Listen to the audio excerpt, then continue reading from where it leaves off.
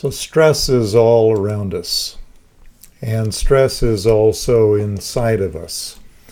And stress is not something that is going to go away anytime soon. And so we might as well not learn just to cope with it, but to thrive with stress and to develop thriving strategies that will help us to make the most of the stressful encounters that we experience and to be our best self in the middle of those stressful encounters. And so for this short video, I'm going to be relying on the work of one of my, which I call him a theoretical mentor, somebody I've never met before, but somebody I've read a lot from and really admired.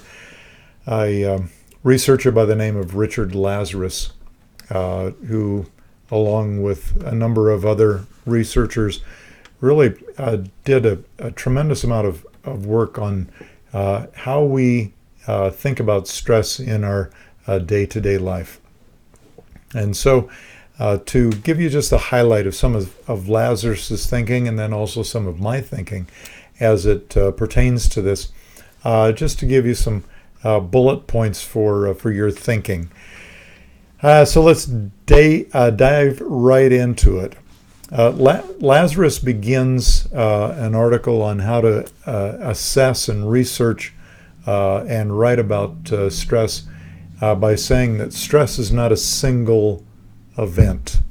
It's not a single system, but it's a series of interrelated systems or variables that we need to think of it about. So it's not just one item. Thinking about back on some of the stress scales you may have encountered on life. Type in stress assessment into your web browser and you'll come up with quite a number of them. And some of them will start with stress of a 1 or lower and all the way up to 100. 1 would be something as insignificant as I burned my toast today. And 10 would be my impending death or the death of someone very close to me. Well, the idea is that in some of those is that stress is just one event.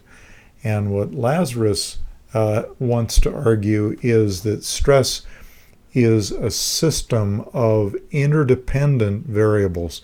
So think of it like a network. And in that network, all of these events and experiences and thoughts all converge, and they all interact with one another.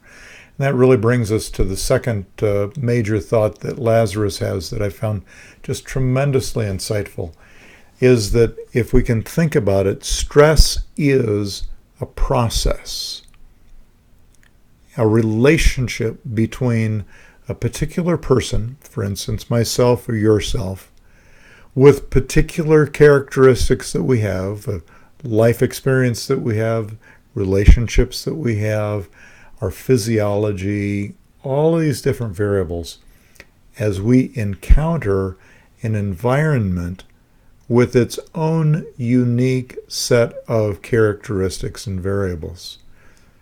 And so you can see that stress is not just one thing, burned toast.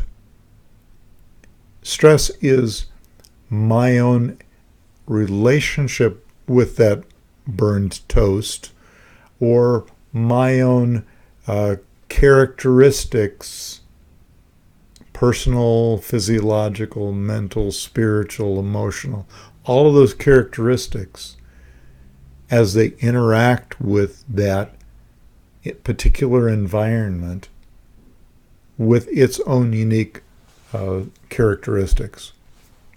Footnote, could be my toaster doesn't know how not to burn my toast.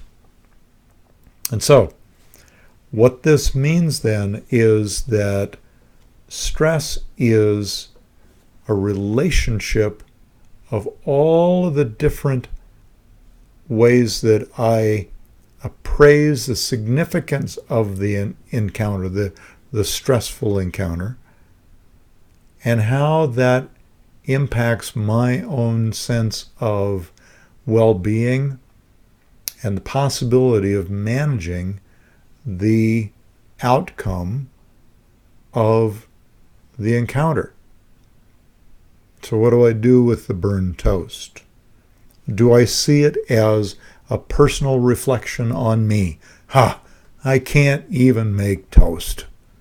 Or do I see it as my own, I don't define myself by burned toast, but I see myself managing, perhaps what I can do is reset the dial on the burned toast or reset my expectations. It's not that big of a deal. As my dad used to say, and I'm really fond of grabbing hold of that for myself and encouraging others in that, is don't pay $1 for a 10-cent problem. Burned toast is not a $1 problem. Burnt toast might not even be a 10-cent problem. Burnt toast is simply burnt toast.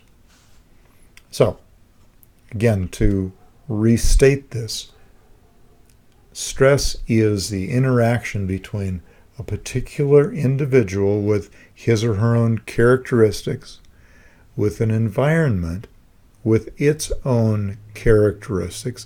All of these are in dynamic flux. And what that calls us to do is maintain balance as we encounter stressful experiences. Stress is all around us. Stress is inside of us. I'm learning not just to cope with stress, but to thrive in the moment with stress. I'd like to invite you on this journey with me. If you'd like to learn more about who I am, how I practice, and how we might be able to work together to help you not just cope with stress, but thrive, contact me. I'd love to talk with you.